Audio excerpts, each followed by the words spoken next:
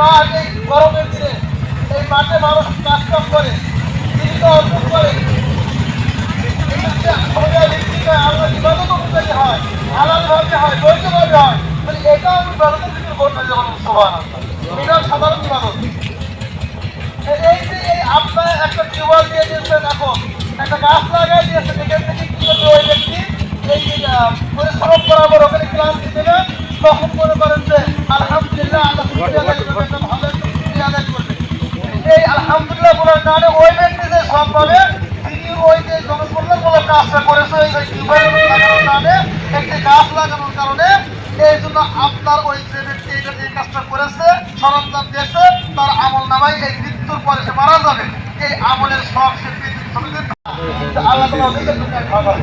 এই জন্য দুনিয়ায় তাদেরকে ঠকাবে না, কিন্তু আলোচনা গরিবকে হ্যাসল করছেন, আল্লাহ রসুল বলছেন যে গরিবরা অনেক ছাড় পাচ্ছে, গরিবের থেকে 500 বছর আগে গরিবের জান্নাত হয়ে বলুন। আসুন আল্লাহ তাআলা আমাদের সকলকে যেন আল্লাহ আমাদেরকে সেই যে স্থানে রয়েছে সেই স্থান থেকে আমরা চিন্তা করে আমরা চিন্তা করি। আপনি আপনার থেকে চিন্তা থাকান, আপনি বুঝবেন যে আল্লাহ থেকে আপনি আফসোস করি যে আল্লাহ এইসব টাকা পয়সা দেন, এগুলো দেয় না, আল্লাহ নিয়ামতের শুকর আদায় করেন। আপনি আপনার জায়গা থেকে নিজের চিন্তা করেন, তার এক চোখ নাই, তার এক হাত নাই, যে কর্ম করে খেতে পারে না, তার বিবেক নাই, আল্লাহ তো বিবেক দিয়েছে। আমি তো কর্ম এখান থেকে আপনি কর্ম করতেই হবে, আপনি পরিবার করতে হবে, সমাজ করতে হবে, রাষ্ট্র করতে হবে।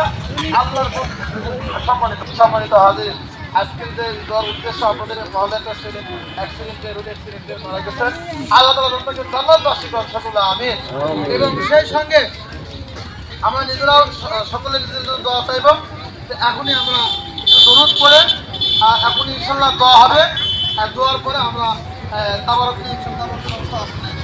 হ্যাঁ এটা নিয়ে আমরা নবদিত সবথেকে বড় আমরা বিনয়ী হব।